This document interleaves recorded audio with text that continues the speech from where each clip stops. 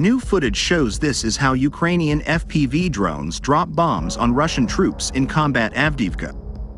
While a lot of blame shifting is happening about the failed Ukrainian military offensive, strangely there's almost no discussion of its real causes, which are the steep learning curve of the Russian army and the military technology revolution happening right now on both sides. The Russian-Ukrainian war began as a classic artillery war, and now it is rapidly evolving into a drone war, which is done by the Ukrainian side, such as cheap drones modified into attack drones.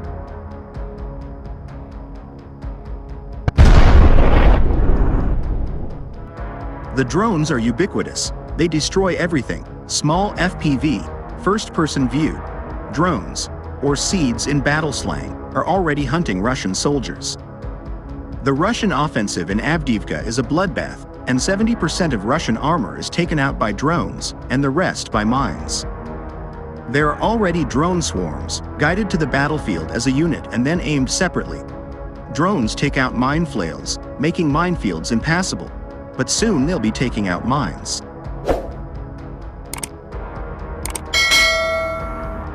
A 155mm shell costs the US Army $3,000, and it can't change course, but an FPV seed costs $300 to $400 and can maneuver.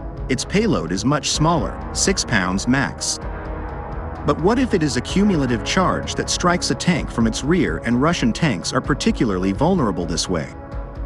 They have thick frontal armor, with ammo stored in the back of the turret, while an FPV can fly over and peck at the junction between the turret and the main body, and what happens next is quite spectacular.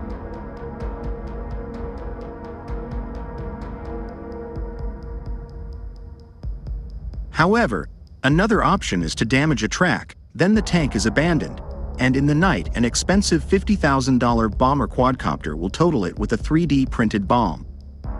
The bomber is noisy and slow compared to a lightning-fast FPV drone that flies at 120 miles per hour, but its payload is 40 pounds, so it flies at night.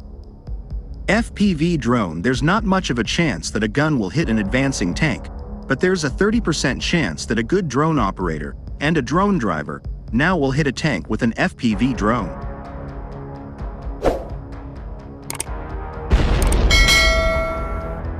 Meanwhile, a drone will sometimes have an advantage over a Javelin anti-tank missile.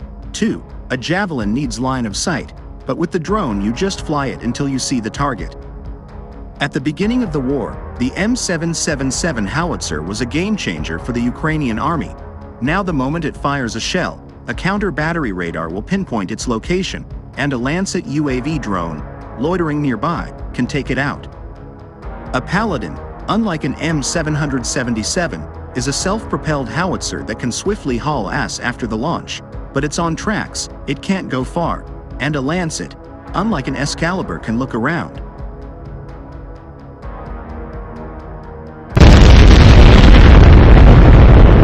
In this new war, the stalemate is a direct result of the drone revolution. The infantry advancing en masse is still taken out by shells, but this is changing too. Small groups of soldiers are more and more hunted out by FPV drone seeds. The drone revolution started out of desperation and the dearth of shells, with Ukrainian volunteers operating cheap marriage drones. On February 23, 2022, they were coordinating barges with the help of their private drones. Within weeks, they were fitting grenades and building homemade release mechanisms.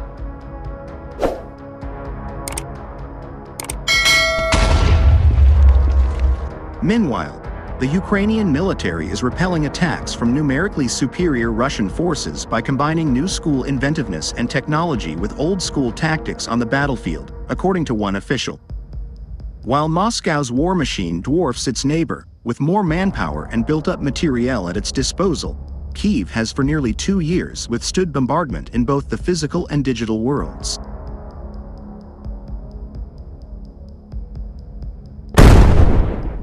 Major General Boris Kremenetsky, the defense attaché with the Embassy of Ukraine in the US, on December 14 credited his besieged country's endurance to an asymmetric approach that confronts volume and brute force with scrappiness and creativity.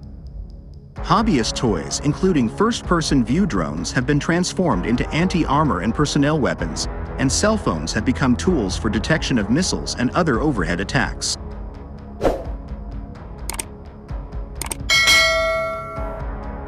Innovation, it's one of our advantages and our tools, Kremenetsky said at the Association of Old Crows conference south of Washington. But we in Ukraine do not have thousands of artillery tubes, thousands of cruise missiles.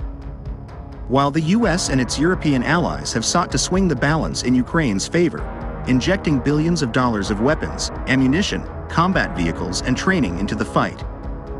Norway on Wednesday promised to donate more National Advanced Surface-to-Air Missile Systems, or NASAMS, worth approximately $31 million.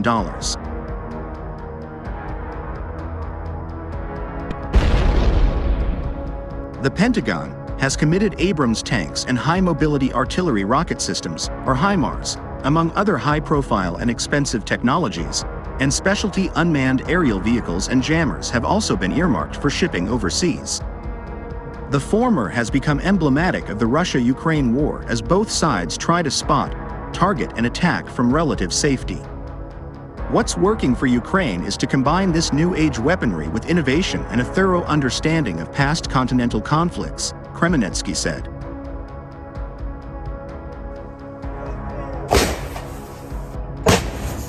This is a type of World War I, World War II, full-scale artillery warfare plus UAVs, unmanned surface vehicles, electronic warfare, cyber, and all the domains we have now, he said. While Ukrainian President Volodymyr Zelensky this week visited Washington, meeting with Pentagon officials and defense contractors in an effort to unlock additional support, namely air defenses. Continued assistance is snagged in Congress as lawmakers debate a $61 billion supplemental package. Though Ukraine aid still enjoys majority bipartisan support in both the House and Senate, a handful of Republicans who previously voted to gird Kyiv are skeptical of appropriating additional sums of money. But the main lesson I have from his speech is, we are going to fight, Kremenetsky said of Zelensky's stateside address. We do not have another plan, rather than fight, with whatever capabilities we have now, with whatever capabilities we can be provided by our partners, and we are going to fight.